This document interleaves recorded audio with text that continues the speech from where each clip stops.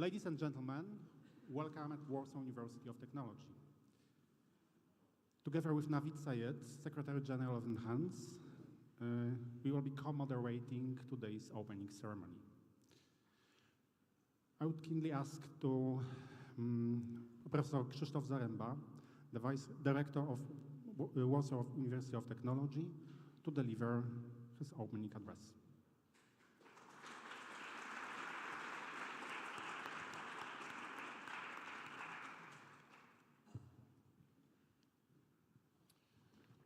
Good afternoon. My name is Krzysztof Zaremba. I'm sorry for my first name. It's not easy to pronounce. Distinguished guests, dear friends, good afternoon again and very warm welcome to Warsaw University of Technology. It is my really great pleasure and great honor to host you at our university. We are meeting at NHANS Summit at Warsaw University of Technology for the second time, each time at a turning point. In 2022, it was the summary of the first phase of the NHANS, and by the way, 3 months after the outbreak of war in Ukraine. The meeting was also for the first time attended in person by universities that had joined our alliance, TU Delft and ETH Zurich, after a break caused by the pandemic. Our current NHANS Summit is part of the celebrations marking the 200th anniversary of the Warsaw University of Technology, and at the same time we are celebrating 5 years of the NHANS Alliance. We are all members of the European community. The topics we will discuss are common to the entire community of European universities. The summit is designed jointly in close cooperation between our universities in an innovative format of stakeholders sessions and joint sessions.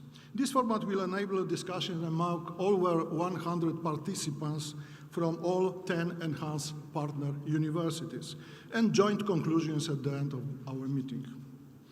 I warmly welcome representatives of 8 key stakeholders groups: steering committee, core officers, work package leads, education officers, academic teachers, language and professional tandems coordinators, early stage researchers, and students. Our meeting is a unique opportunity for summarizing 2 years of NHANS Plus and gathering ideas for the next years of cooperation. I would like to express my gratitude to NAWA agency, represented here by Director Łukasz Gołota, for the development of supporting programs that are well tailored for the needs of Polish universities. Dear friends, I wish all participants of NHANS Summit a successful meeting and fruitful discussions. And have a nice time in Warsaw.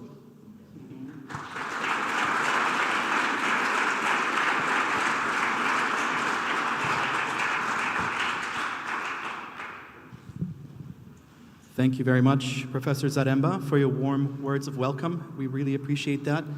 And with this, and maybe also on behalf of NHANS, I would really like to thank you and your team for hosting us here in this beautiful scenic room. And also, of course, in this beautiful city of Warsaw. And we look forward to, we've already had a first fruitful day, to another 2 fruitful days ahead. It is important to note that this meeting also marks a 5-year anniversary of our beautiful alliance, collaborating within projects that help us to develop new innovative educational formats and so much more. And a man that has been there from the start of this endeavor is Professor Stefano Ronchi. Where are you? You're right over here.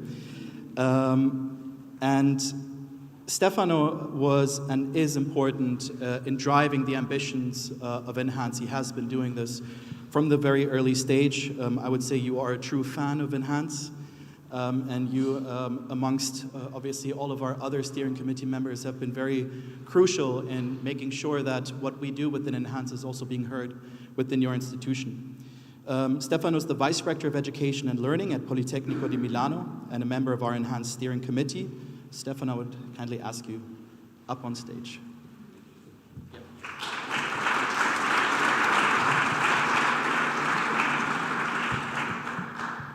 Thank you, Navid. You're setting the bar quite high, so high expectations today. Ladies and gentlemen, good afternoon to everybody. It's a real pleasure for me to be here. Welcome on behalf of the Steering Committee of ENHANCE. Thank you, Warsaw University of Technology. Thank you, Professor Zaremba, for hosting this summit and organizing this event. And thank you to all the people from Warsaw University of Technology helping us in keeping the machine, the vehicle of ENHANCE going fast and fast towards the future. Now, let me say a few words about the topic of the summit, a fleet moving forward. You see, we have many boats here, and they have a signal, they have a meaning in the summit. And let me speak a little bit about this fleet moving forward, the fleet made of 10 universities belonging to the ENHANCE Alliance. In this journey, we have worked more than 5 years, if we think about also the proposal for the project. We have done many things. Many things have to be done in the future.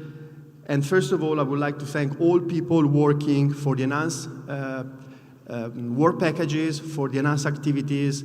We have dozens, hundreds of people that are keep working on the ENHANCE. So thank you to all the work we have done, all the efforts we have put in the Alliance. We have achieved already some good results in the Alliance, but the future will wait for even bigger results. Now, let me go back to the metaphor. A fleet of boat, a moving fleet, in order to move forward in the middle of the sea, needs two major things. First of all, a fleet needs a direction, a destination, a goal to reach. This is the first thing we need as an alliance of technical universities. The second thing that you need as a fleet is the courage, the proud, and the bold to face uncertainty in following that direction. Weather conditions, waves, wind, there are many uncertainties when you go along the sea. So a fleet needs a goal to reach and the capability and the courage to face uncertainties in reaching that goal. Why I'm saying that? Because we are here in the core of Europe. And if we think about our past, our history, in the past, Europe as a whole was able to create people able to envision directions, destinations, and people that had the courage to strive to reach those destinations. Let me give you some examples. Think about the Renaissance. I start from the long history. Michelangelo, Raffaello, Leonardo da Vinci, they created some of the most beautiful masterpieces the world have ever had. And how they made it? By challenging the common art and the common knowledge at that time. Again, think about Cristoforo Colombo and Amerigo Vespucci, able to jump into the uncertainty of the Atlantic Sea with the vision of circumnavigating the world and discovering the Americas, which was a completely unexpected result at the end of their journey. Think about Nicolaus Copernicus and Johannes Kepler. To not quote only Italians, by the way. The first one is Polish, the second one is German. Basically, they challenged the current and well-established scientific knowledge. They were challenging the normal way of thinking and the normal way of doing things. Again, even more recently, think about the Illuminism, other countries, starting in the UK and in France, when the modern Europe was born. Related to that, basically we know, we can think about the first and the second industrial revolutions that had their roots in the Illuminism and in that centuries. Europe was at the core of those industrial revolutions and all the innovations that shaped our modern world. Why I'm giving you these examples? Because for centuries, Europe has been the cradle of radical innovations, from art to big discoveries to technology, with big visions and the courage to take actions and to take risks. If you think about that, our generation and future European generations have, and we all have, a real big heritage. This is a big history, big heritage. Now, looking more recently, the last real radical innovation that we had, probably, is European Union. And for a while, I'm afraid that we stopped innovating and we start losing ground a little bit.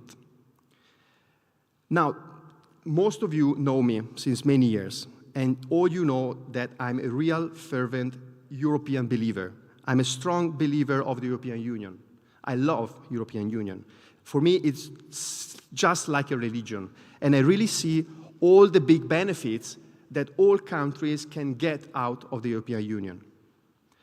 But at the same time, again, I'm afraid that we started to implement a policy of caution, rather than keeping our capability to design a strategy for innovation. Strategy for innovation characterized the centuries I just mentioned earlier, and now we have a policy of caution in taking decisions and in taking action. We have lost the real third industrial revolution, and we have lost probably the rush to the AI development and adoption. We are having many discussions in our universities, in our governments. We are regulating, we have many administrative bureaucracy in order to make it in the right way, in order to manage processes in the most efficient and effective way as possible. But at the same time, I'm feeling that we are losing some big opportunities for the future. Let me give you just an example about the digital domain. We are all digital, and not digital, but University of Technology. Think about the GDPR, the Security and Privacy Law, that was promoted in 2016, and still is there 9 years later. We are in 2025. In 9 years, the world has completely changed. It is completely different than from 9 years ago. And all of us, I'm sure, we are struggling a lot with that basically process and that regulation. This is only an example. But I'm optimistic by nature, as you know. So I have a wish for our alliance and for all of us. My wish for the summit and for the work that we are doing today and tomorrow is that we try to not make the same mistakes that some people, some governments, some characters in our universities have been doing for the last almost 3 decades. Let's think about our university world and education as a whole. Erasmus, double degrees, university networks, joint degrees, they were all conceived in the 80s and in the 90s. Brilliant programs. I love them. I'm a supporter, a fan of Erasmus, student exchange, and all those programs that were born in the 80s and in the 90s. But again, 80s and 90s, it is the past. They were conceived 30, 40 years ago. Some of us have a clear vision about the future, what those programs should look like in the future. Of course, it's not easy to implement it. We keep discussing about this future vision, but some points of that vision are very, very clear. There are many obstacles. We are keeping facing obstacles in our meetings. There are many uncertainties, many risks, exactly like those risks and uncertainties that Cristoforo Colombo and Amerigo Vespucci faced with their fleets reaching the Americas. But without any ambition and without facing those risks and uncertainties, they would have never, ever discovered the Americas. I'm not saying our vision, our model is the best one. There are many, many others. And for sure, other visions for sure are much, much better than ours.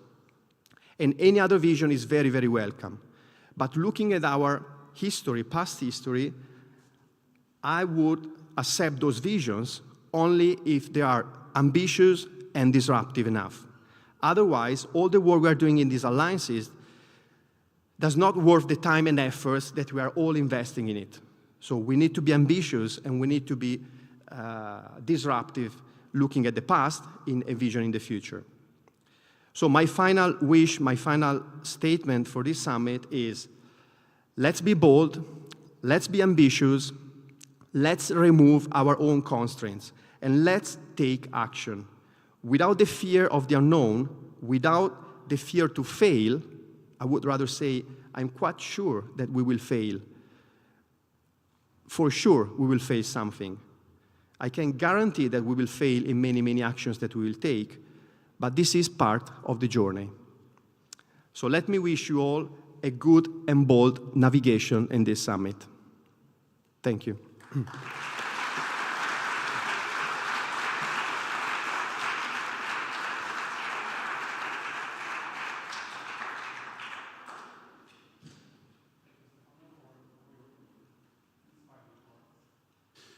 The next part of our today's ceremony will be enhanced conversations and interdisciplinary panel discussion. Navid, my colleague, will briefly talk about this format in the Enhanced Alliance. Thank you very much, Grzegorz. Yes, thank you, Stefano, also for your inspirational words. Really appreciate that. As Grzegorz has said, we will now start with the next part of the program, which are the Enhanced Conversations. It's our international and interdisciplinary format for high-caliber representatives of industry, academia, and policymaking. It's an opportunity for us to bring together important stakeholders to discuss topics that are relevant to us. And when I say us, I'm especially talking about universities of technology, alliances with a footprint in science and technology. This is why this will, of course, have, let's say, a flavor of that topic, but I won't get into the topic because that's yours to introduce, Damian, of course. The format itself has been moving or rotating through our member universities. We've addressed topics on AI and inclusion, diversity, and equity. We've talked about the transformational potential of universities, the future of skills, and today I'll give the word to you, Damian, to let us know what we'll be discussing today. Thank you.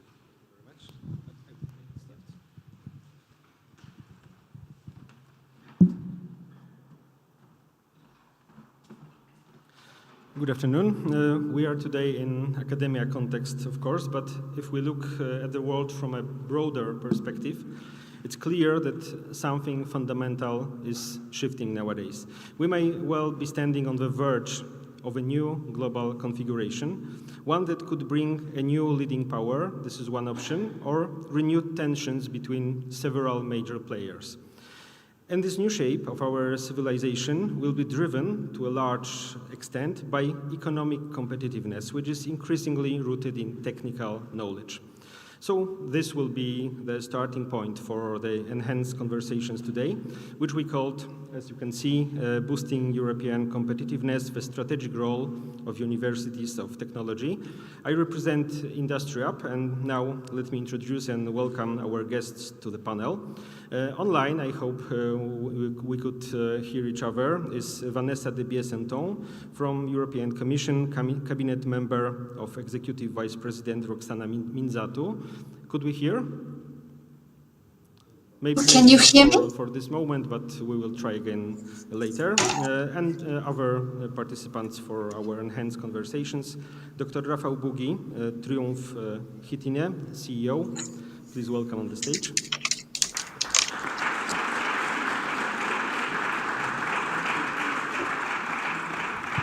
Dr. Sandra Andraszewicz, ETH Zurich, Senior Researcher at Chair of Cognitive Science. Please welcome.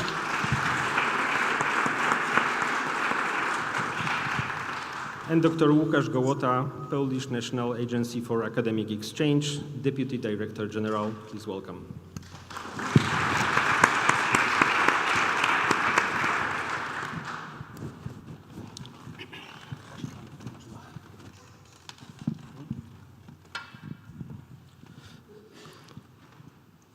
We will have a few rounds of questions. After that, there will be time for questions from the audience, so if any questions or points occur to you during the discussion, we will be happy to address them in the final part of our conversation.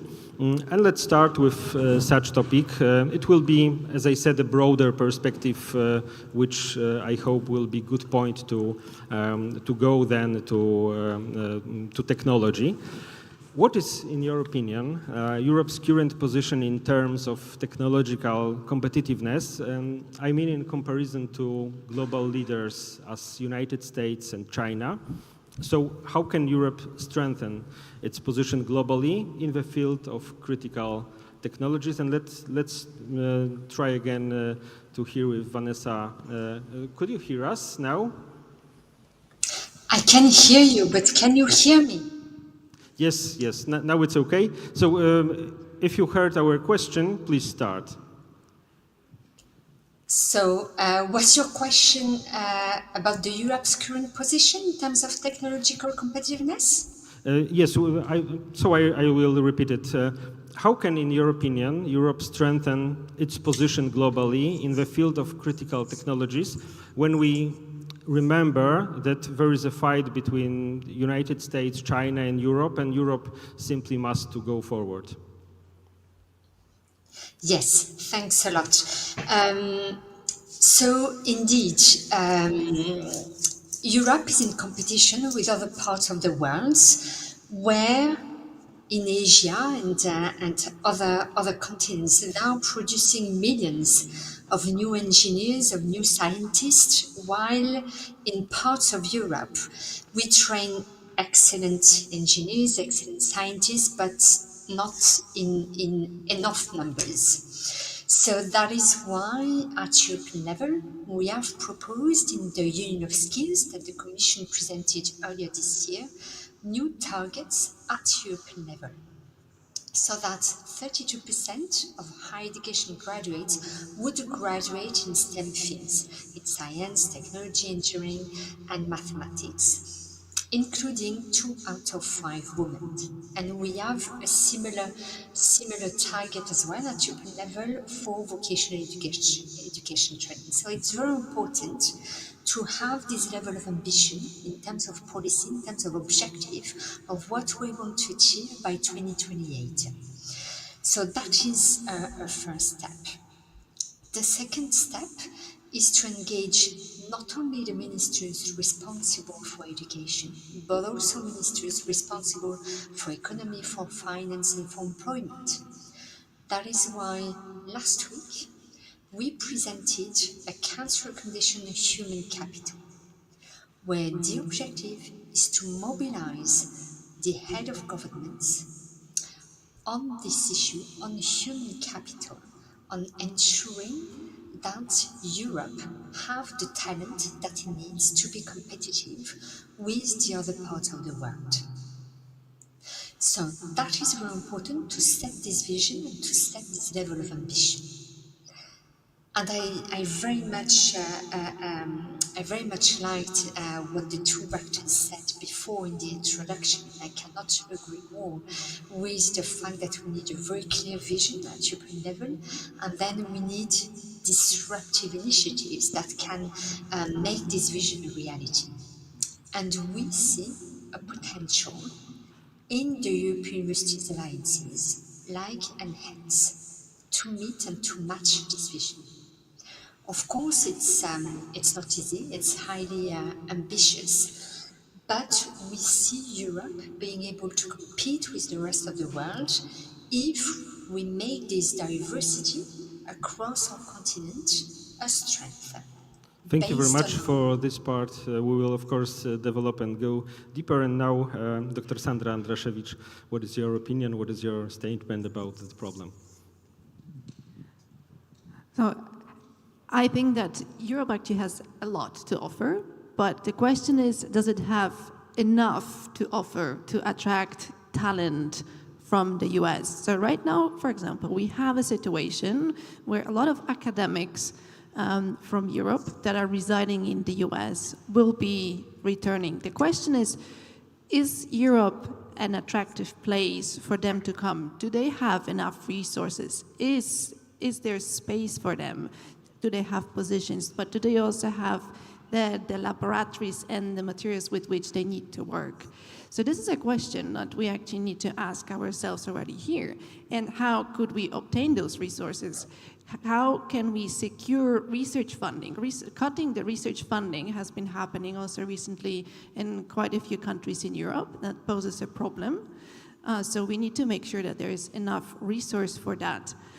Because the human capital will come, and with the human capital, what will come is the ideas and the creativity, and the capital will come if the place is attractive. So we need to see how we can make Europe that very attractive place. It is already a very attractive place, but the question is it more attractive than the US and China? I think China is for many Europeans a difficult place to move, so this is a completely different situation. I wonder whether maybe colleagues have some other opinion on that. So the sad thing is we have many questions, but if we have answers. Dr. Faubugi. Please let me give a few remarks. As a scientist by heart, I always start all things with analysis of status quo. And unfortunately, I believe, sorry for that, for these sad words, we are really in a bad situation in Europe. Thank you very much, Professor Ronchi, Stefano, for these kind words. I had the big luck in my life to learn the European Union as a huge potential. And that's why it's not so easy for me to talk about the actual situation, which I believe is bad.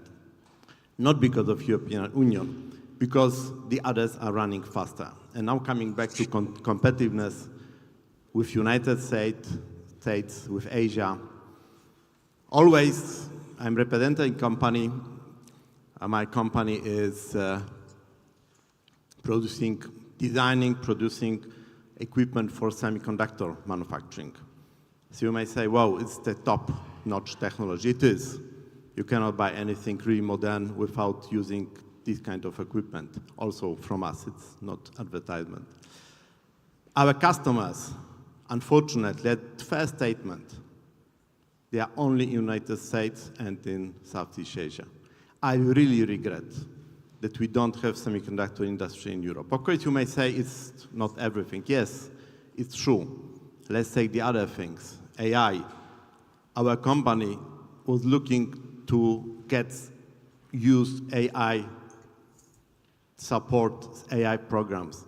We had a big problem to find the European solution because we don't want to upload our data, all of our company's data, to United States. We like United States, but we don't want to upload and give our data.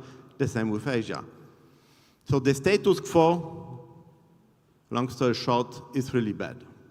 I believe even if we had a fantastic last 150 years of development in Europe, I really always try to, first of all, look into the future. And the future, from today's point of view, is bad, so we have to do something. And this is my message. We really not only are losing, we already lost a lot of competitiveness. And that's the question, how to get it back. And I believe European Union here with this enhanced program, with many, many other programs, have the right idea.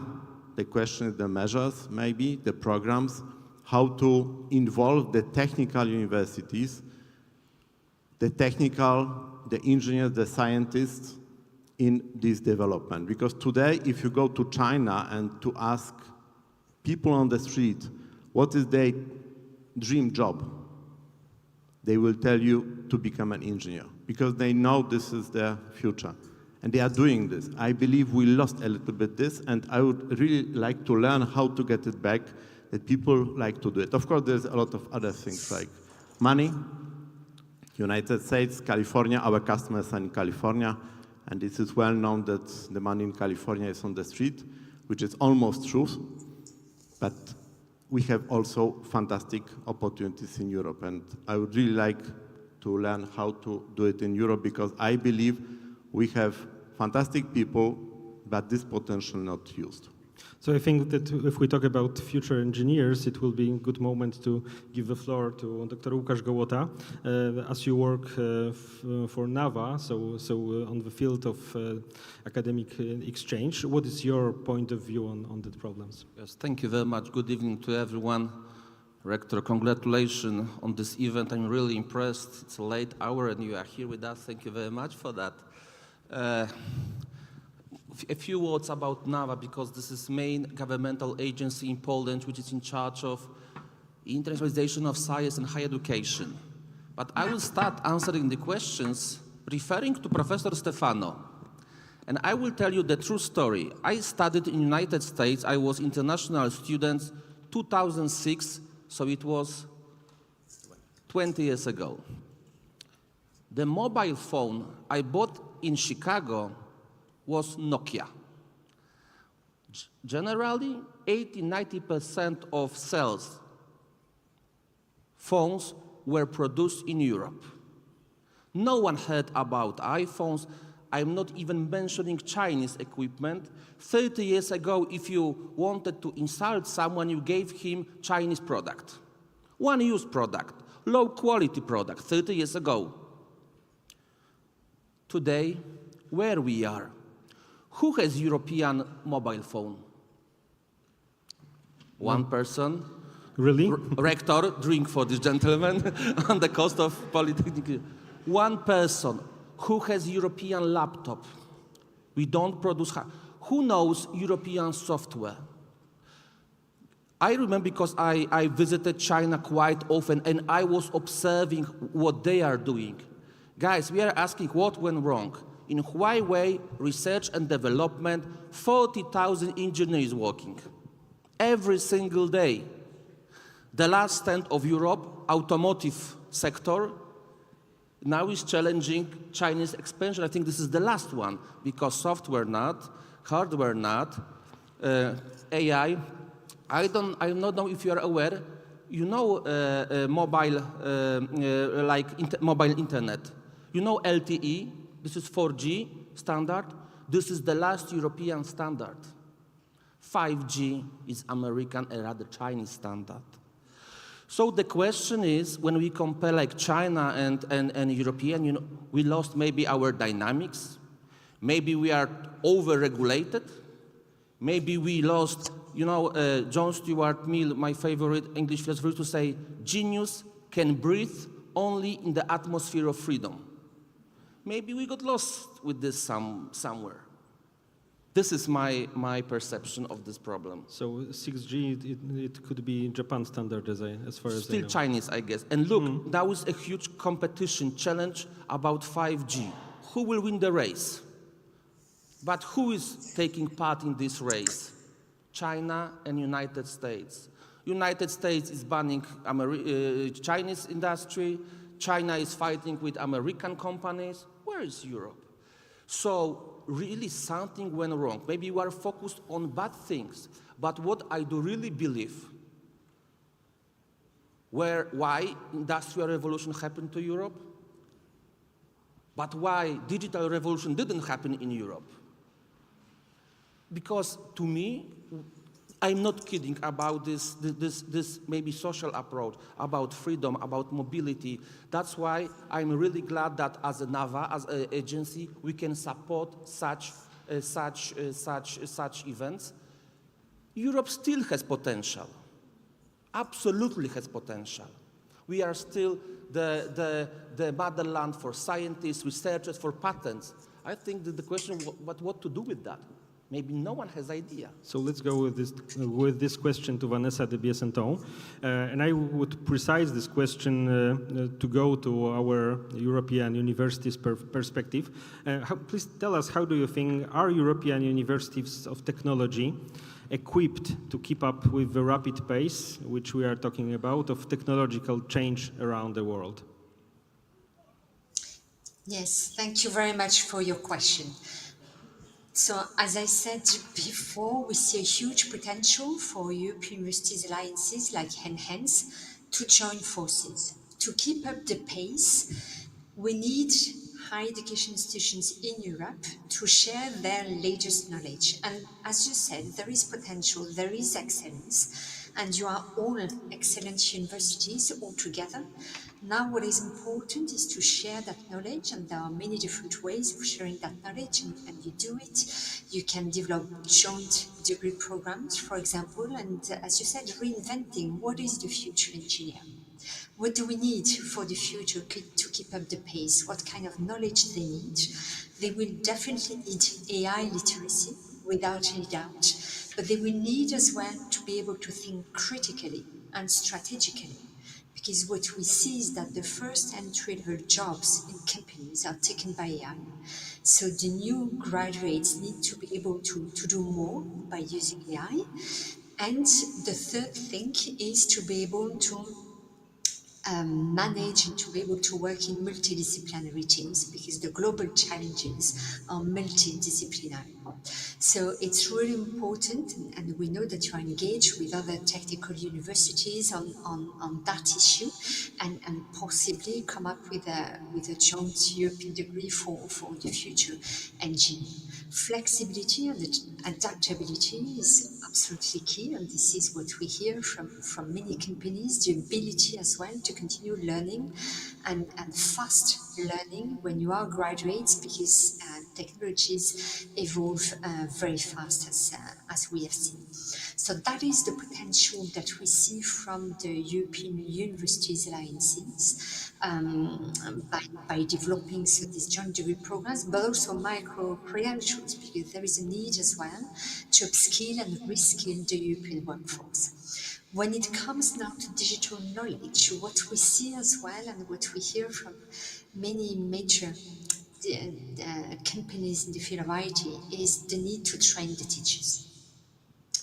And for that, a strong cooperation, not only between your universities, but also between your universities together with your innovation ecosystem, is the key to be able to keep track with the fast development, with this fast development. So that is why now we hear, of course, what you say, that we need a global vision, that we need funding support, and this is what we have proposed in the next MFF, more support for these alliances through Erasmus Plus for the education dimension.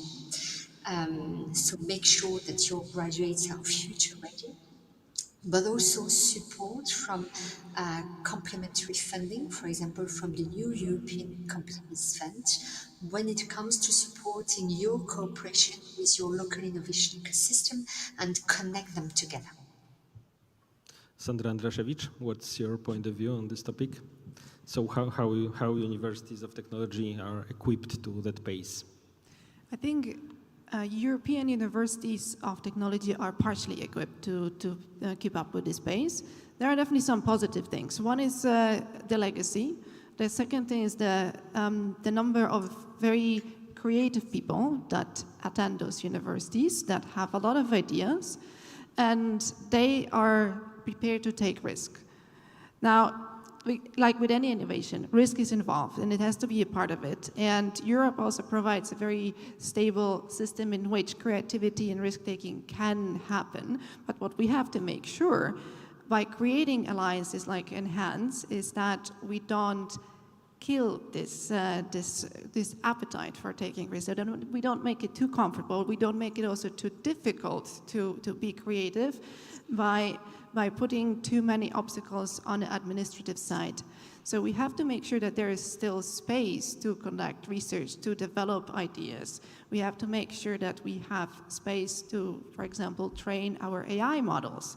So we have to make also sure that this is all legally provided through a European consortium that is all fair, that is ethical, and that it can happen seamless.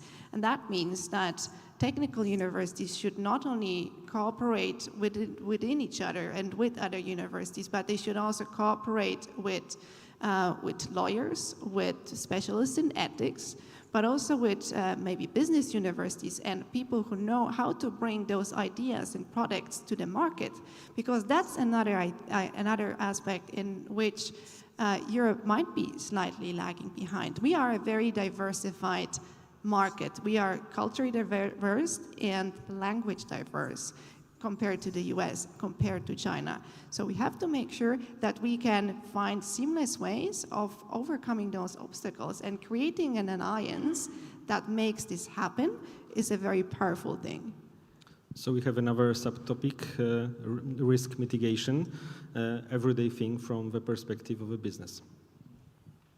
Sorry for that, but now I have to talk about serious things, which is money. Everything starts and ends with money. Sorry for that. No, it's of course not the truth. But, especially in the technology, there is a lot about investment. And thank you much for this question. Nowadays, I believe the question of equipment is maybe not such a big priority like it was maybe many years ago, as we have more equipment in the AI, in the software, in the simulation, but nevertheless, still equipment, if you want to take AI models, access to own models, it's of course a big question still. And if I compare it with United States, because with China it doesn't make sense to compare us. We are totally different society, different thinking than China, so we cannot compare it with their models. But with United States we can.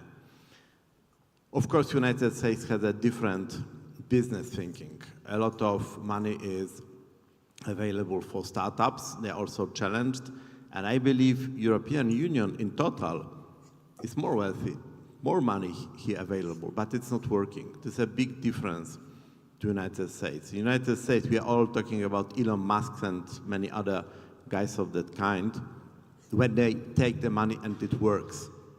And I believe this is the question, how to make a similar solution, maybe not the same, because we have a little bit also other business culture, but this is for me the big question, how to make this money working at the universities, supporting young people, supporting startups, supporting new ideas.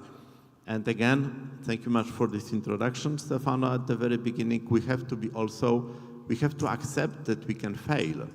If the money comes from government, from European Union, this is not easy to accept that some of the projects will fail.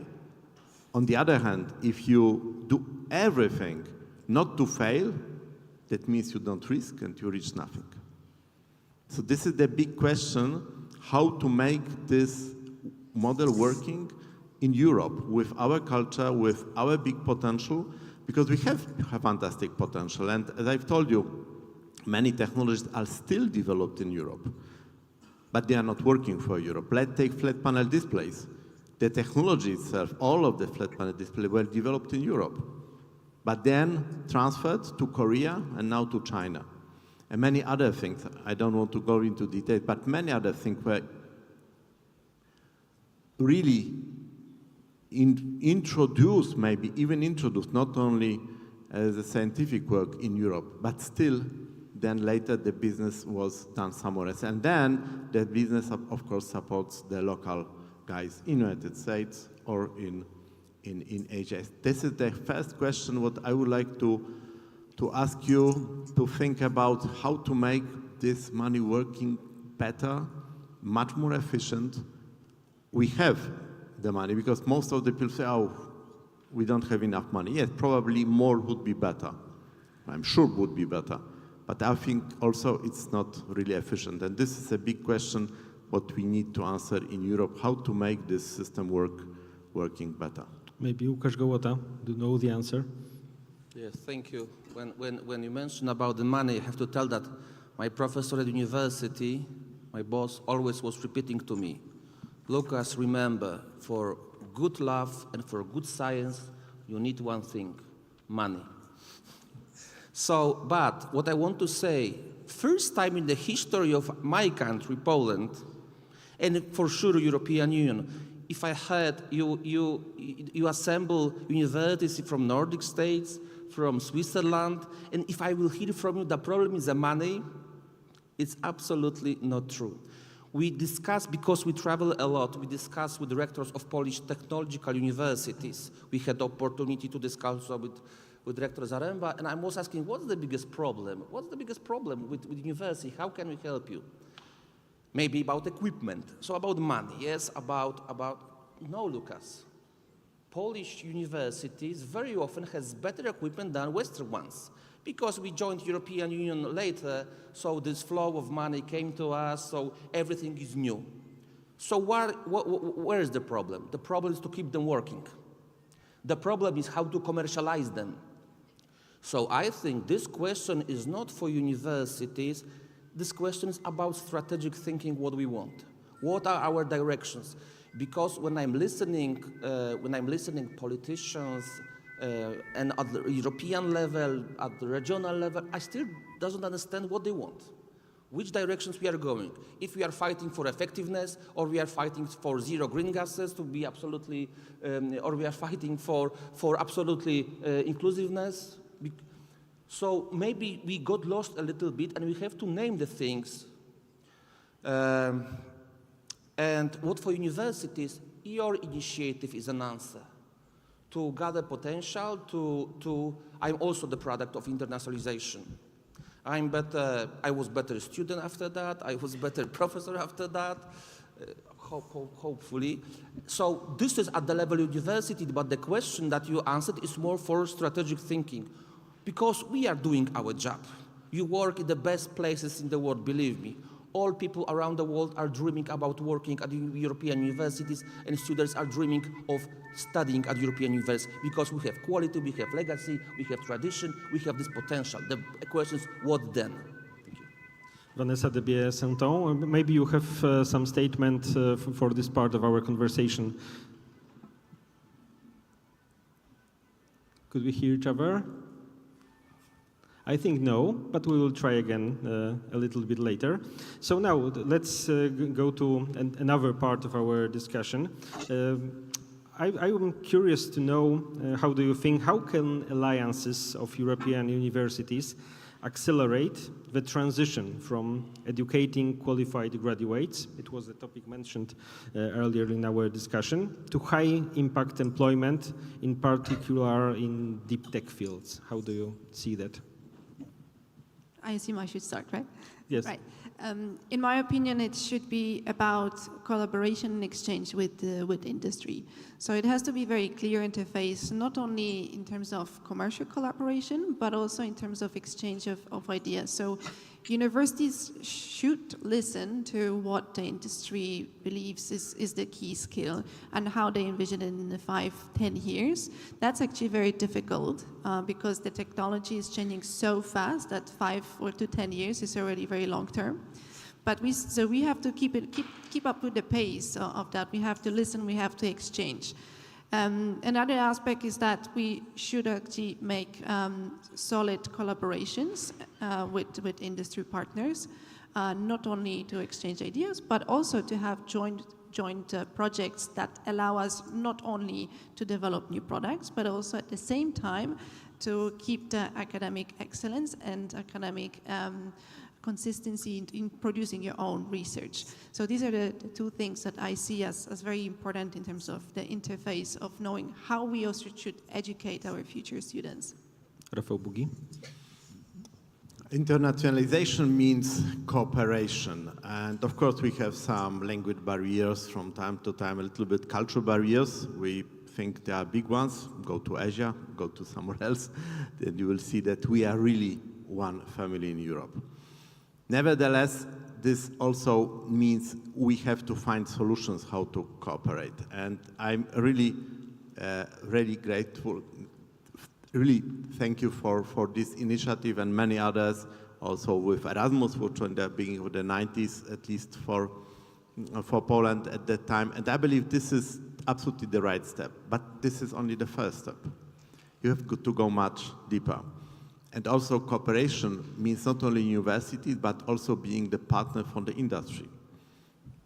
We have, even at the beginning, I was criticizing the actual situation in Europe, we have a lot of very good and top-level leading-edge technologies in Europe, companies that are doing this. So the question is how we can work together. And then I say the first answer is the second important word what I would like to use today.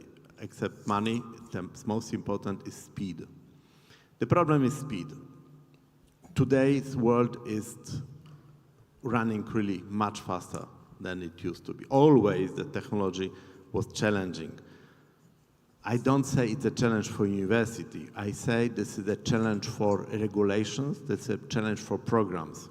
I can say from my perspective, my personal and also our company experience, we don't participate in a lot of programs. We could do, because we are doing really leading-edge technologies. But why we don't? Because the speed, if we have to define today what we'll do in 2 years, I say, I don't know. I can only tell you what I will do now, and maybe in half a year I have a result, and then in the meantime I will change it. So this is something what we have to accelerate. We cannot decide today what will happen 27, 28. I don't know. And nobody knows in the industry. There are a lot of course, people, analysts, but people who decide what to do, they always have just visions and decide about next year. And I would like to encourage the regulations, European Union, governments, to find models of financing, of cooperation that will answer this really critical question, how to work in much shorter perspective. Otherwise, for the industry, all of these programs with multi-years perspective are nice and giving stability, but it's not for high-tech. In high-tech, you cannot do this. So speed, I think, is something what we have to improve in Europe in many areas. In this case, I understand we talk about regulations, and I would like to encourage really everyone to think about speed as a maybe even a bigger problem than money. This is really stopping us. Łukasz Gołota. Could you once again formulate the question? Of course. I will repeat. How can alliances of European universities accelerate the transition from educating qualified graduates to high-impact employment, in particular in deep tech fields? So I think it's connected with NAWA too. Yes, no, I could say that it's about better communication between the world of industry and science, about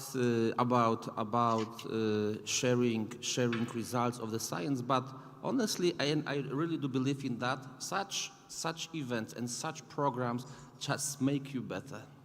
And this is what we need, because I heard so many times about technological revolutions. Do you remember when internet was implemented?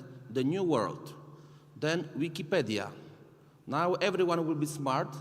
After 20 years of Wikipedia, I have personal feeling that general knowledge is lower. Now ChatGPT is now smarter ChatGPT because of Wikipedia. A new world, new revolution. But you know that 70–80% of movement in internet is made by bots, which means bots start quote each other. If one is wrong, all start repeating. So maybe ChatGPT will just will eat his own tongue. Yes, but such initiatives really.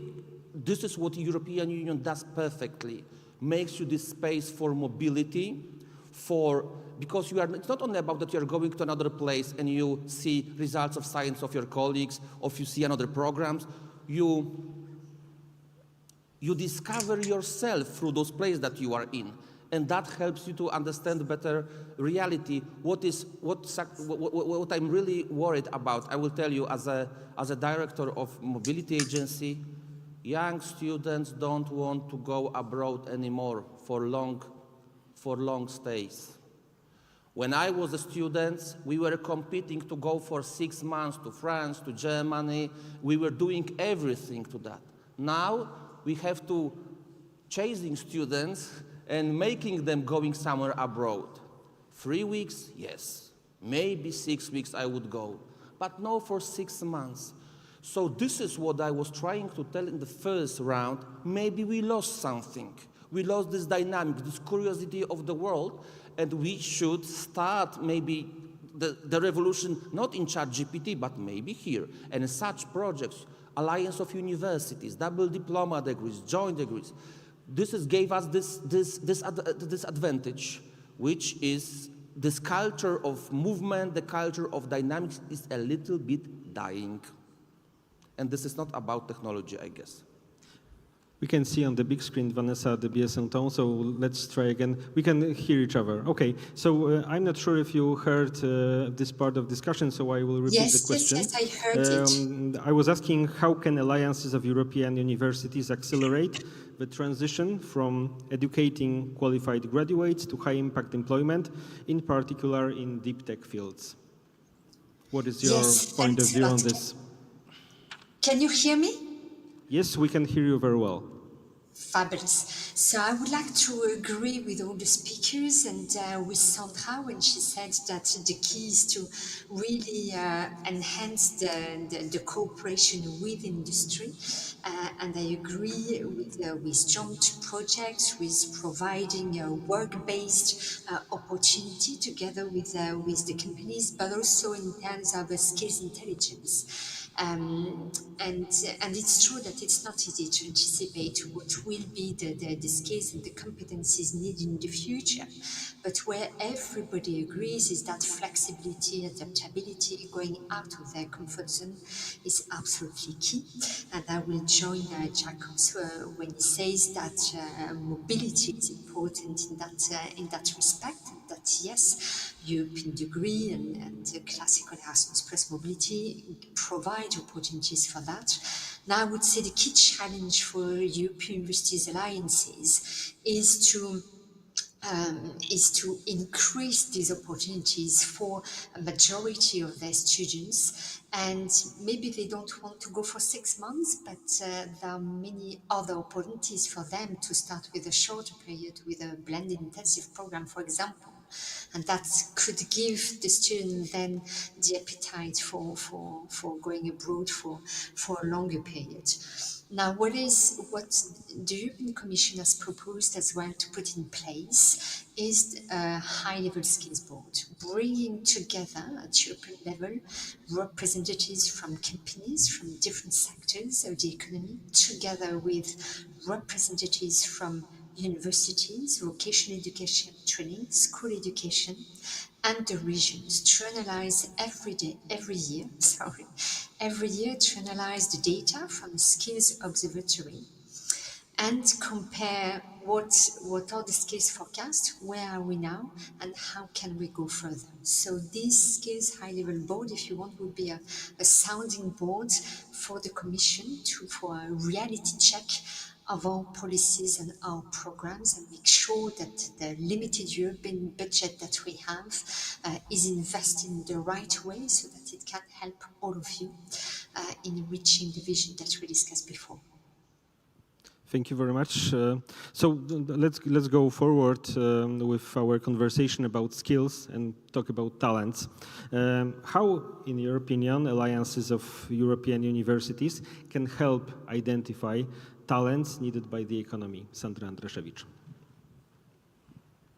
So first of all, I think we have to give a bit more trust into visions, right? Because as we already discussed today, a lot of innovations are only then accepted when it's already a product, when it's already a prototype, when it's already somehow functioning. But sometimes we just have to accept that it's just a vision, and we have to give a bit more trust and let it just go and try out. And through meetings like this, through accelerators, we should be able to identify the individuals who bring those ideas. That's one thing. Another thing is that we focus on being very European, right? But there's also a lot of talent that would like to come to Europe, but it already brings that talent. Maybe we want to also open our eyes and to be inclusive, because if we just focus on fighting the US and China, we're going to be fighting, there will be someone losing. But if we want to say, well, we could collaborate, we could cooperate, we could maybe develop something together, step by step, maybe we could all gain from this. Rafał Bugi. So first of all, I believe we have a lot of talents in Europe, but of course we should also be open to challenge ourselves, our societies, also inviting the guests and everyone who would like to join us from the whole world. It should be United States, maybe, if this is now the actual situation helping us, but of course all the time they are welcome. But of course there are also many other countries, and I think making this opportunity work, it's of course a big chance to help both the countries people are coming from, but also helping Europe.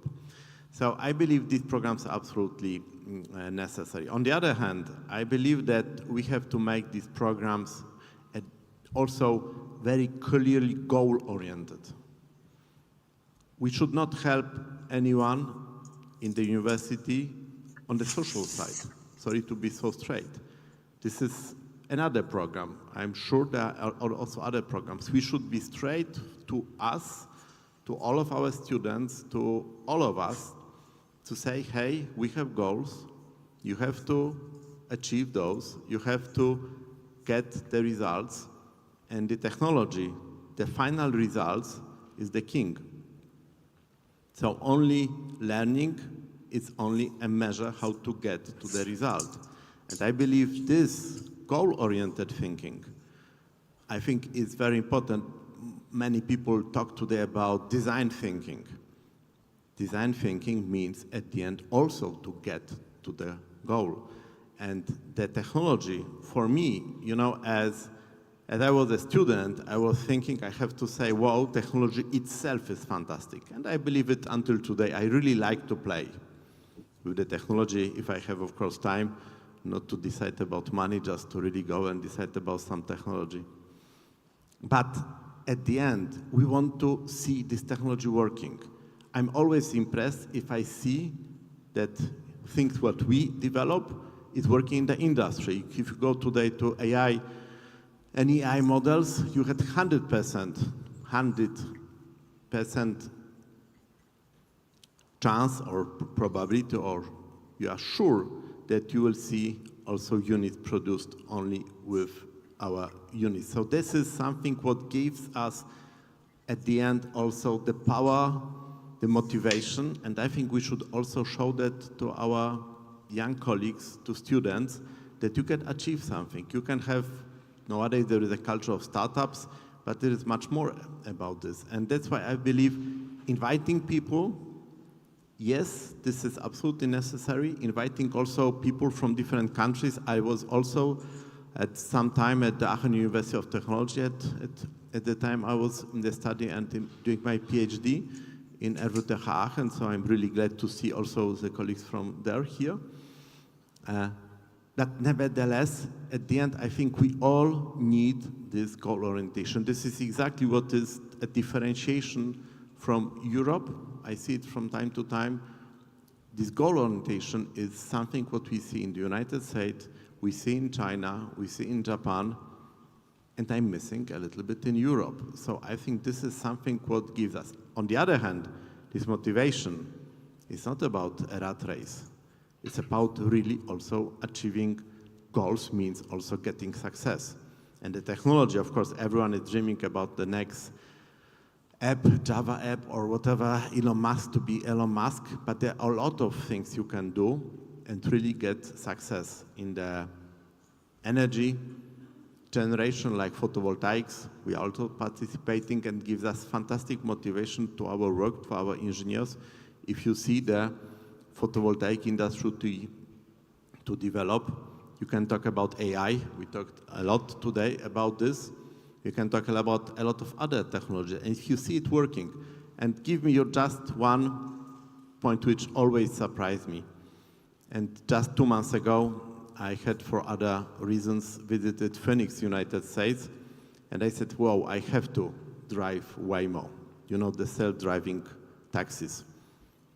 I don't know who had this opportunity until now to use this, but I will really suggest to do it. It's really a piece of technology coming close to us, and even if you understand how it works, it's always a fantastic surprise that it's working so good. But this is an application not in the lab, it's really on the street, and unfortunately, again, this is not Europe. On the other hand, I know that Waymo has the biggest group of engineers in Europe, in Warsaw, not close to here. So we can do it in Europe. The question why it always has to be an American company or a Chinese one. I really like to see here more European companies, more European, nothing against American or other companies, but we have to build the strength of the European Union, and this only can be done if this technology is done in Europe, application is in Europe, and the business is in Europe. Łukasz Gołota, we are in the point of identifying talents. Before answering this question, okay. one thing came to my mind when I was talking about priorities. Guys, you know, what's the share of population of European Union who are farmers? 1%. 1% of Europeans are farmers, 1.2, maybe 1.4. Do you know what percentage of GDP they are producing? 1%. What is the share of European budget they consume? Common agriculture policy, the biggest worldwide policy in the world. 40%. So 1% of population produce 1% of things and consume 40% of European budget. So maybe we don't want to be industrial power or software power. We want to be agricultural power. I like the guys producing my bread, but I understand your point. Yes, you would like to have. I would like to have more semiconductors. Yeah, and answering the question, because guys, it's about priorities. The answering directly to the question, we as NAWA, we now preparing strategy for internationalization of science and higher education, and we did a lot of research. You know that students who took part in international mobility, who were abroad, who had this international experience, they are making more money, they have better positions in their jobs. This is scientific fact, according to our research, because we were monitoring them. The question is why, because you're asking what kind of skills. Firstly, if you are active, you are always better than others. And the answer, because they are better. Because they have bigger experience, because they are not afraid of everything, because they went somewhere for a long time and they were alone and they have to fight for themselves, and they have to challenge, face all the challenges they met every single day. They had to solve the problems by themselves. And this experience makes them better people, better workers, better researchers. And this activity, guys, this thing that you are here, it makes you better somehow. We hope so. And you know, it works. It really works. The thing that we cannot do that in Europe, in academic world, generally, we cannot lose this dynamism. Historically, it's very easy to create superpower. Just bring the best people in the world that are good at something and bring it to your country. This is what United Kingdom did in 19th century. This is what American used to do, just, how we call that? Brain drain. What Chinese understood, if you would like to go to China and work for them, they will pay you a lot of money. Finally, it's quite easy. Thank you. Thank you very much. Again, Vanessa Debiais-Sainton. I see that we can hear each other. I will repeat the question because maybe it was not heard well. How, in your opinion, alliances of European universities can help identify talents needed by the economy, in your opinion? Yes, so building on what the speakers said before, including Sandra, our objective is that the best talent choose Europe. Not only the researchers, but also the students. We want that our best talent stay and grow in Europe, and we want to attract best talent from the world. So in the Union of Skills, we have proposed a certain number of measures. So with Erasmus+, we have, for example, scholarships with Erasmus Mundus to attract talent from abroad in Europe, but we are going to pilot, as well as from next year, Erasmus+ scholarships to keep as well talent in Europe. Our executive vice president had the pleasure to meet some young women studying STEM at Warsaw University, and it became very clear that for them, between the US or between Europe, it was the level and the attractiveness of the scholarships that would help them to make their choice. So we need to be able to provide such opportunities to them as well to choose Europe.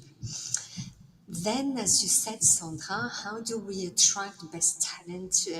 How do we keep our researchers in Europe? And it's very difficult to compete with what Asia or what Europe can offer when it comes to a brand new laboratory with a complete new team. We do not have the budget, at least not at European level, to compete with that. But we can compete with who we are, with our own European model. First, we share European values that are threatened in many other parts of the world. So we need to be proud of our scientific freedom, of our academic freedom, of our institutional autonomy. And the second thing that we have in Europe is this diversity, as you said, different cultures, different languages. But this diversity should lead to more creativity. It's linked to the multidisciplinarity, multiculturality. So what alliances, for example, European universities alliances can offer to a researcher, to an academic, or to students is not a brand new single place, but it's a European multi-campus across Europe, across all of you, where a researcher will be able to find complementary equipment to develop their research. For example, you can offer a unique RNA ecosystem which does not exist anywhere else in the world.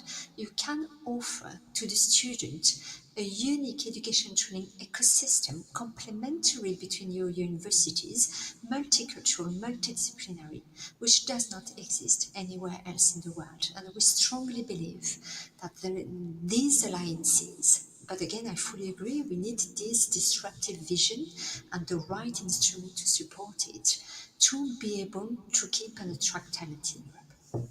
One organizational issue, I know that you need to leave us in 15 minutes, so let's start the next round of questions with your answer, and simply we will have it. Please tell us, could the European Universities Initiative evolve into a strategic instrument for enhancing European competitiveness? And in concrete terms, what would such an instrument look like from your perspective? So indeed, this is our objective, to sustain the European Universities Alliances until the next MFF, so 2028-2034. What we heard from the alliances is that they need a long-term perspective. So far, it's true, the only instrument that we had at European level was project-based. But these European Universities Alliances are not project-based, it's a long-term vision.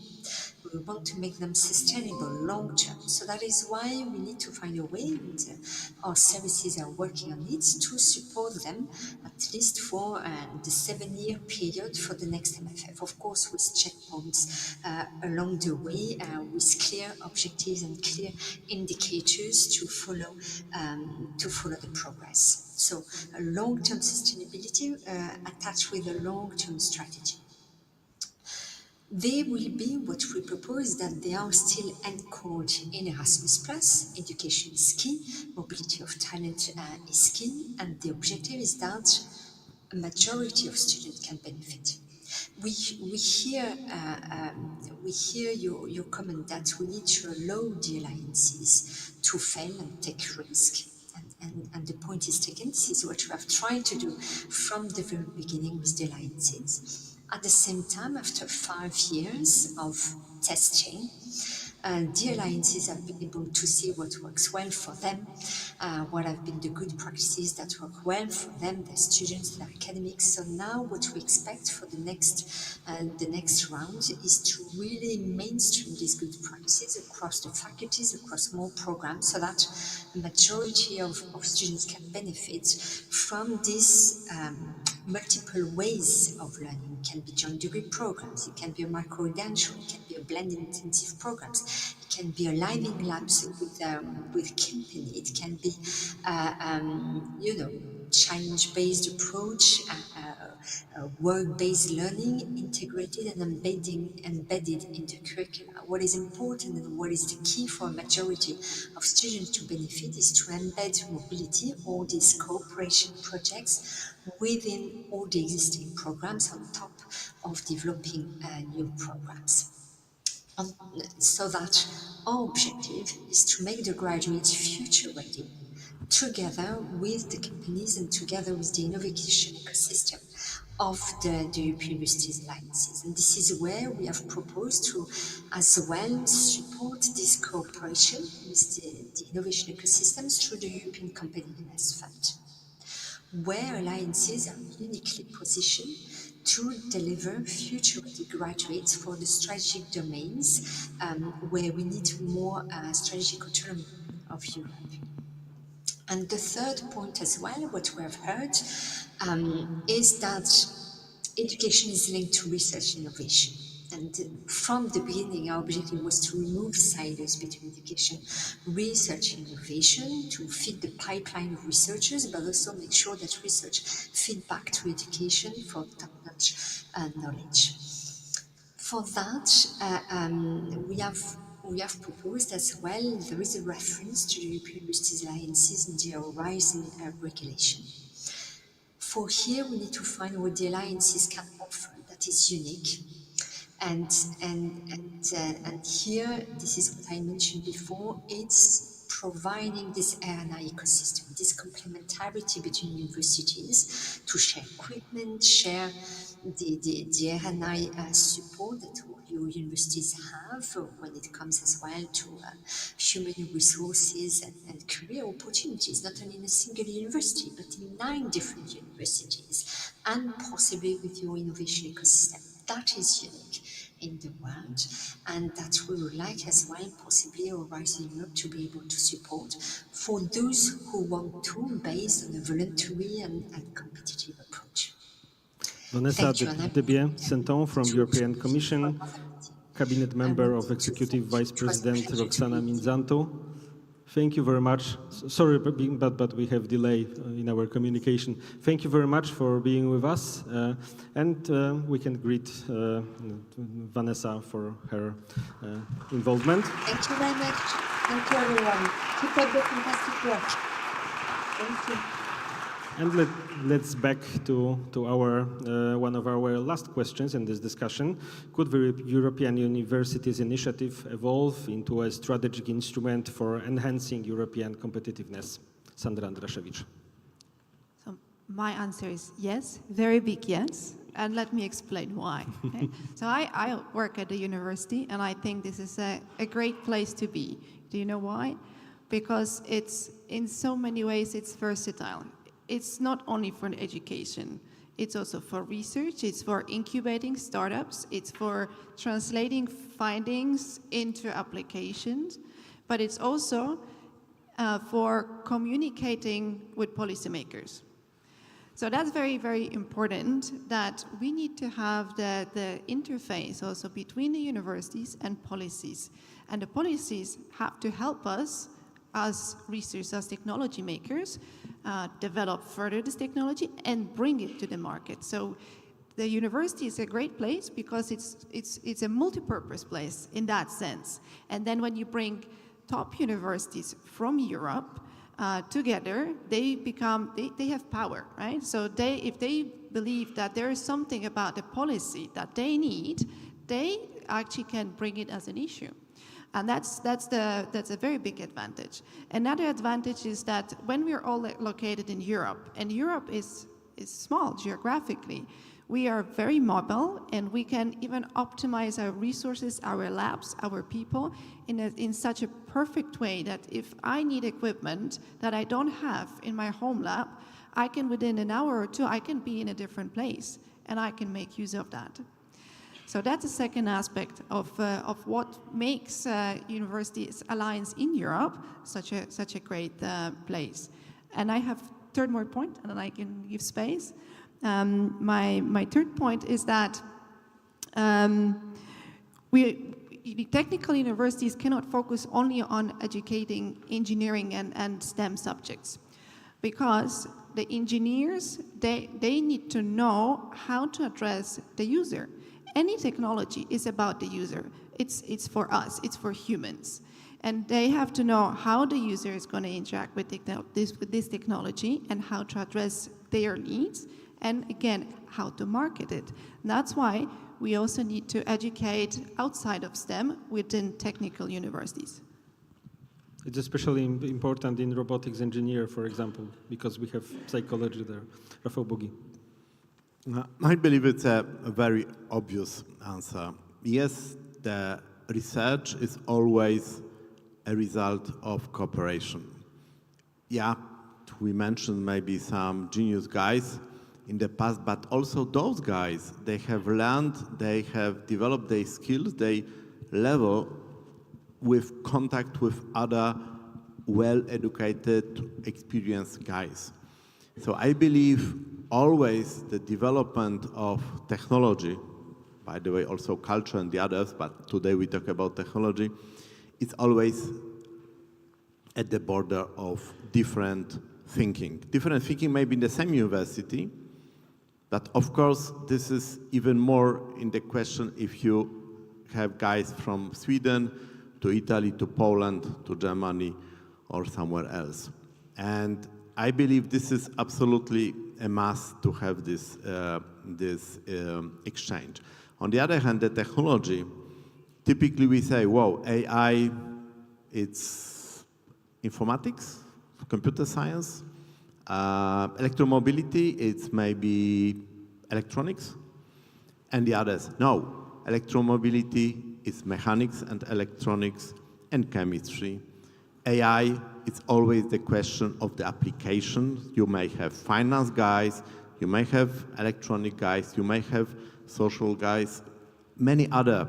So always the new application, the field of the new application coming from other areas, it's the key factor for developing really new technology. And semiconductor we are involved in is also material science, electronics, and a lot of other physics and so on. And believe me, it's not easy to let two guys talking to each other. I've been many times experiencing guys who are talking about voltages, current, amperes, and seconds.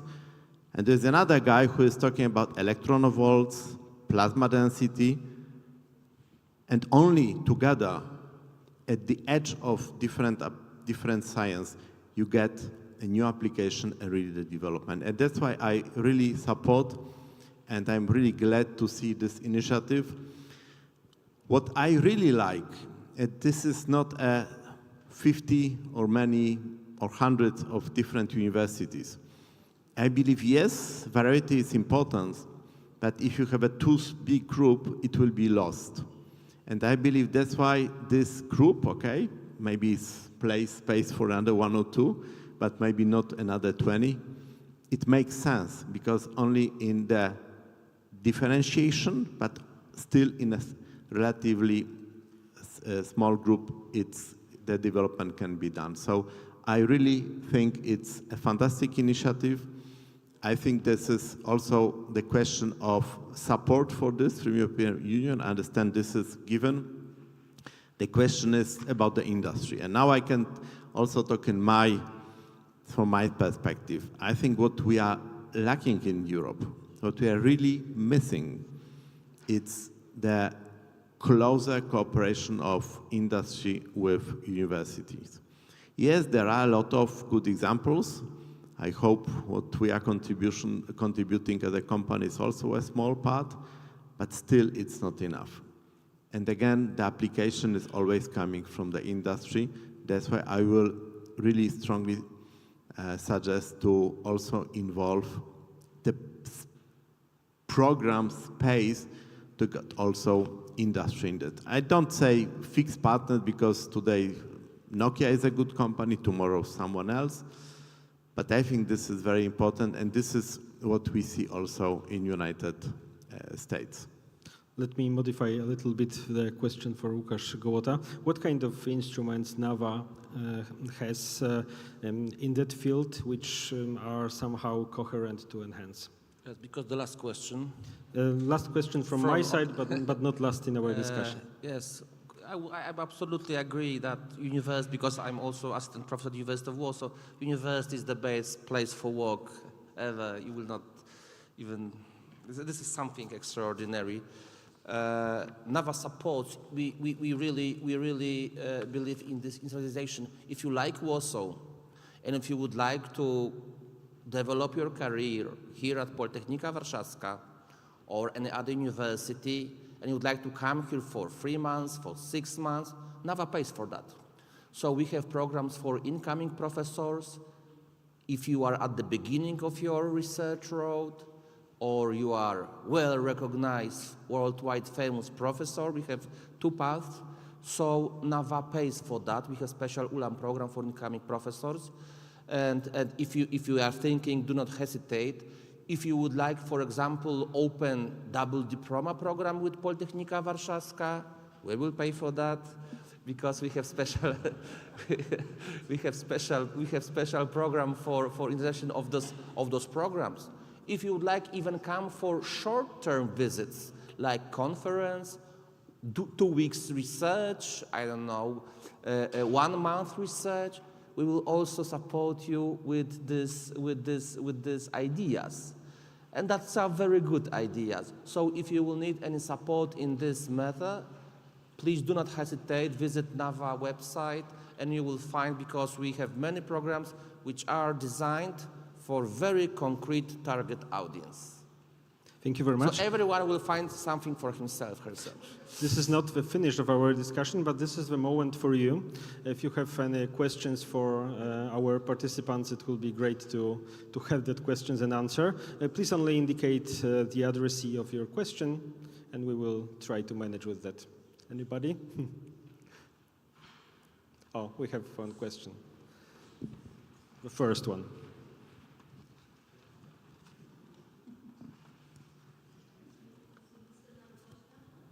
Gdańsk University of Technology and a proud member of the Enhance Alliance. So I have a concrete question, I think, to all of you, because I believe that when it comes to talent attraction, we are not doing that bad. But when it comes to talent retention, we are doing horrible. So the brain drain in Europe is extraordinary. We've seen the latest reports, and it shows that we invest a lot in education of our own, let's say, European students, and also the talents that we attracted from abroad with scholarships and many other incentives. But then, when the time comes, you know, for the return on investment, they just wave goodbye and go to another country for their PhDs or maybe for their academic careers. So my question is, how to build a bridge between graduate master programs, the industry, the doctoral programs, and then, let's say, long-term stable careers in academia, in industry. Thank you. Thank you very much. The question is for all of you, so who would like to start? Maybe I will start, if it's okay for you, because I believe it is addressed to the industry. To the industry. Why? Because, of course, only few % of people will stay at the university, just from the mathematics point of view, and the majority is looking for a good job, a fantastic career opportunity, a fantastic job for her life in the future. Where? In the industry. And this is still an issue in Europe. And I only can say we should work on this. Again, I'm a little bit having my perspective. Also, that was my personal point of view, and let me give you my, again, experience from the past. I established a company 30 years ago, 31 year almost. Why? Just because there was not a good employee at the time I could work for. Yes, I could go abroad, but I said, okay, why not to do it here? And then we say, why not to establish a company? Today, this is different.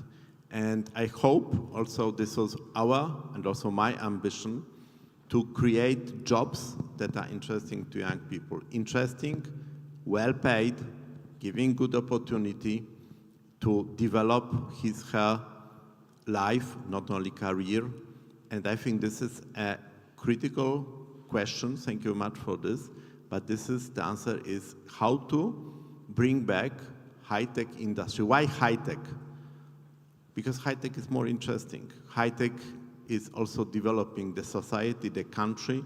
Whenever you talk about energy, what I was already talking about, photovoltaic or any other, everything what you do, develop in the technology, it's connected with the high-tech area. And that's why I believe this is a challenge. The high-tech is unfortunately a little bit shifted, moved to Asia, to United States, always in United States, but shifted to Asia anyway. And how to get it back with our fantastic people is a good question. How to develop conditions, how to develop the whole bunch of support. Support doesn't mean giving money, but making things faster, easier, how to bring this technology back. And then if we have the technology back, then we have also, I'm pretty sure, guys who will work in these companies in Europe, having her life connected with Europe. I strongly believe we can do it.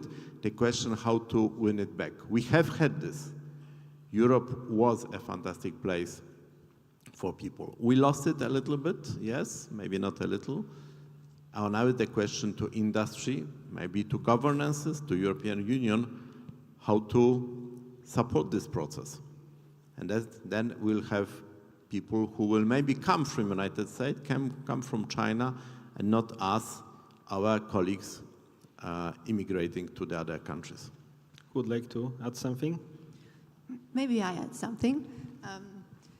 Because I am actually from the region where your university is based. So I'm from Gdynia, but I don't live there. And I studied abroad, and I did my PhD abroad. And I can also answer this question from a slightly personal perspective. When you want to retain people, it's a question also at what time of their life you want to retain them.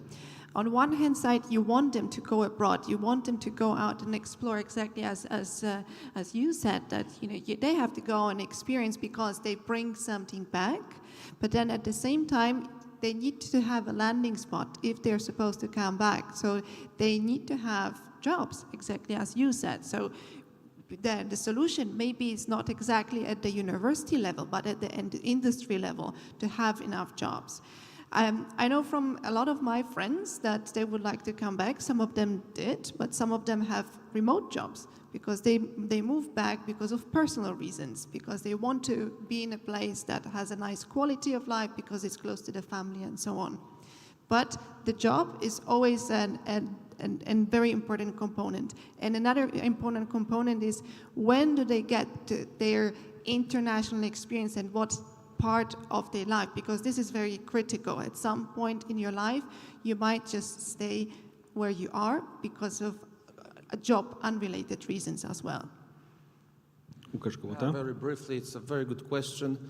I remember a couple of years ago there was a problem that Chinese investors were buying European companies, strategic ones, one by one, more and more technology sophisticated, and suddenly someone thought that this is wrong. And suddenly, to buy European strategic company, you need permission of in Poland, actually, the Minister of Internal Affairs. And this is over. So the question, how to bring them back? Strategic thinking, decision, smart decision, giving tools, because we have this privilege that Europe really has money. It's about, I don't know, imagination, about this willingness. Thank you. Thank you very much. Do we have another question? We have time for it. So maybe I will give you my microphone. Thank you to all the panel. I am Professor Montserrat, Vice Rector of the Technical University of Valencia. Very nice speech, very difficult topic, I have to say. And I want to come back to the speech of Stefano, because we know each other from a long time ago, and about Cristobal Columbus. No? And he is Italian, I have to say, just to stop the discussion, because in Spain there is people saying it's Spanish. But anyway, the question was why Christopher Columbus reached America. It's a very nice example. Because he was crazy, first. Because he made all the mathematical errors of the world. I mean, all his calculations were wrong. And he repeated and repeated, and he was a disaster in mathematics. But the third thing he found is someone crazy in Spain giving him a lot of money to make this. So it was a question of freedom, because he asked two things to the Queen Isabel the Catholic. He asked two things. Give me freedom, give me 3 votes, and give me a lot of money. and this works. So let me give 20 centuries or 5 centuries later the list of people I have here. Elon Musk, South African. Elon Musk is not American. He is South African. Mark Zuckerberg, Facebook, Meta, Jewish, continue. Larry Page, Sergey Brin. Sergey Brin is Russian, but the two of them, Jewish. Jeff Bezos, Cuban. Jeff Bezos, Amazon, his father is Cuban. His father in political father, because he's actually the father, the biological father is Danish, but his father is Cuban. Jensen Huang, NVIDIA, Taiwan. Sam Altman, OpenAI, ChatGPT, Jewish again. So what happened with all these people? What they found in the States? They found freedom and they found money. So you said very well, we have money in Europe. What happened with the money? What we don't have in Europe is actually freedom. And it's true, we don't have freedom. And I will stop my speech with just one comment, because I remember perfectly the AI Act of the European Union. I remember perfectly the day in which they launched the AI Act, saying, you cannot do this, you cannot do this, you cannot do this, you cannot do this. It was nothing about you can do this. No, it was you cannot, you cannot, you cannot, you can. And I remember the speech of Ursula von der Leyen saying, we are the first, but I am sure many others will follow us, and we are the one leading the regulation of AI. 1 year and a half later, no one followed us. So again, we were the only one regulating. So my question is, we have competitivity in Europe? Of course we have. What is the barrier?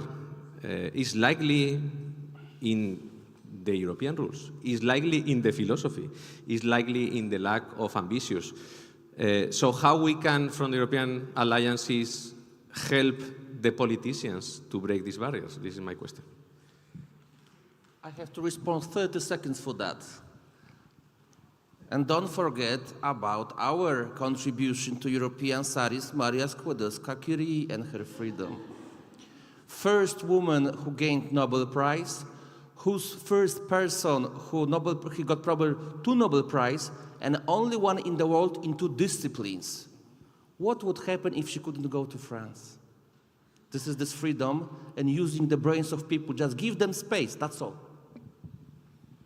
Okay, I have to say now, at that time, she was not able to stay because it was Russia at that time. So you understand why she had to go out of Russia, which was unfortunately living in. But let's leave the historical things. I believe, yes, money is a very important point, and this is a really good question, because China, maybe let's look, we are not typical models like in the United States, but also like in China. Nevertheless, we can learn also from China. China is what some of people call China company. It's managed like from one managing director, one president, not the president of the country, president of the company, having clear goals, being very consistent and consequent in reaching these goals, not being distracted to many things, defining the future most important thing, the today advantage of China in battery business goes back to the clear decision of China to invest in the battery technology at the time when in Europe the managers of big automotive companies, they were laughing about it and saying we don't need it. So the question is, and I believe Europe has now big power, that does it have also the clear goals to really focus on, understand where the future comes from which technology, what will be the deciding factor for the future?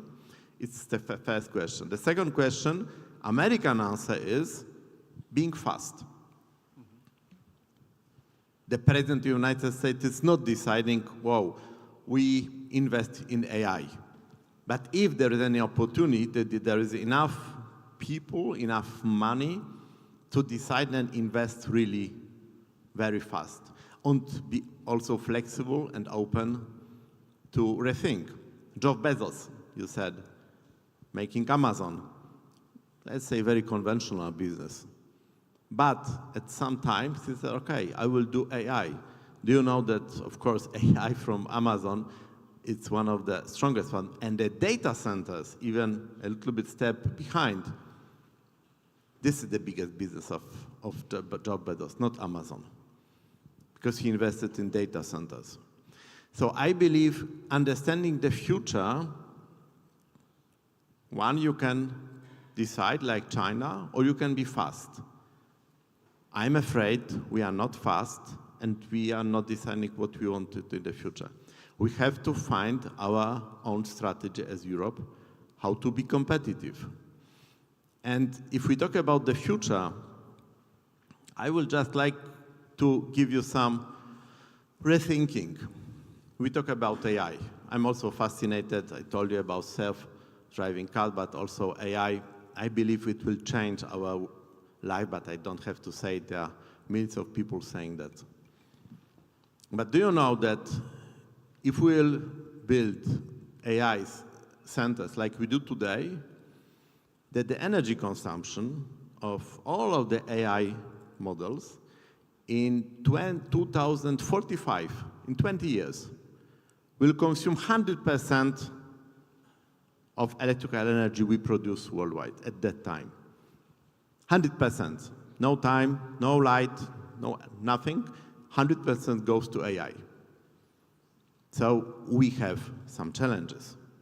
Of course, you can say, let's do more efficient chips, what we are doing, and also supporting this. So understanding that energy generation, which is more conventional than AI, it's also a big challenge for humanity, for the mankind. And I believe we have to think about it. The second point is the changing of demographic situation worldwide. If you take just some leading countries in semiconductor production,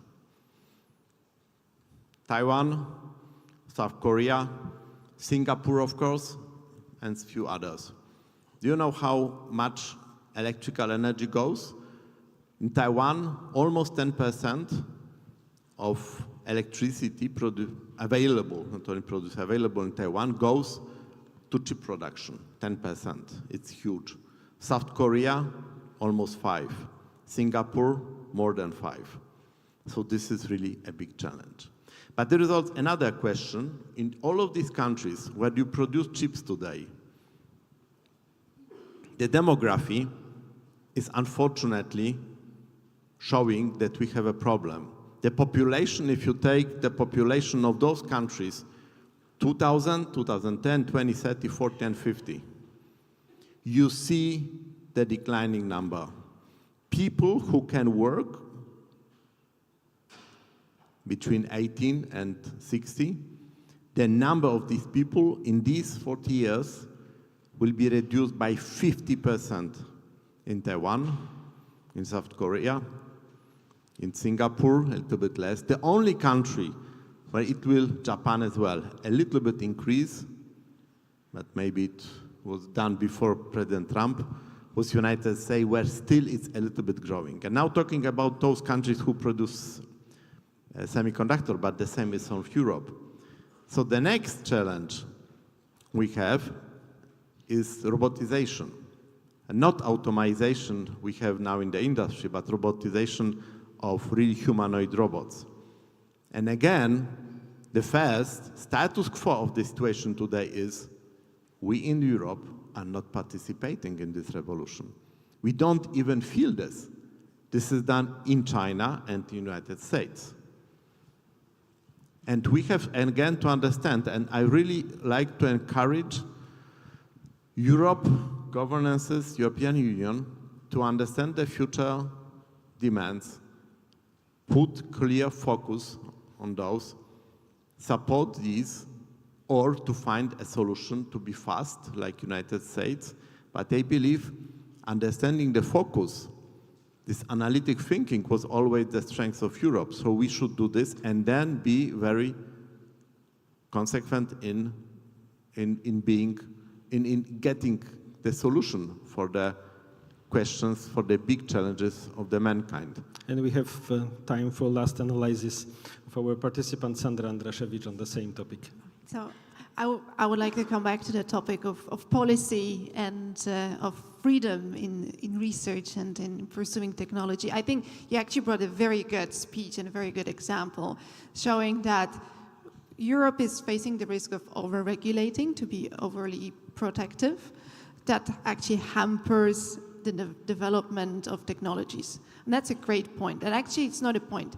It's a risk that Europe is facing. Now, I think I already mentioned that before, that it's very important to have this university policymaking interface. And we actually at ETH in Zurich just started such an initiative just less than 2 months ago. It's a School of Public Policy with the aim of also having the direct interface with the government.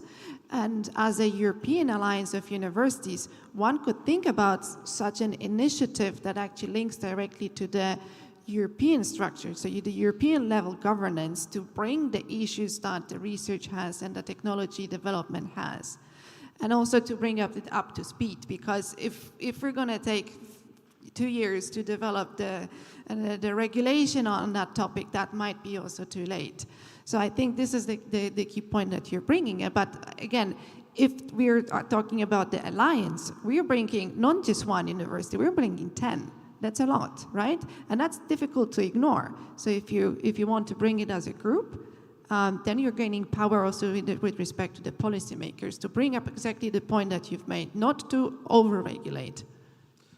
Dr. Sandra Andraszewicz, ETH Zurich, Senior Researcher at Chair of Cognitive Science, Dr. Rafał Bugi, TRUMPF Hüttinger CEO, Dr. Łukasz Gołota, Polish National Agency for Academic Exchange, Deputy Director General. Thank you very much for this enhanced conversation. Yes, this is that moment.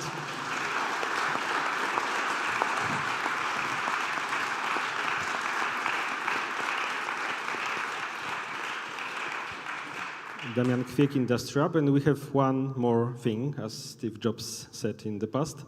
At the end of our conference, I would like to invite everyone, the audience, here to the stage for the group photo. So please welcome.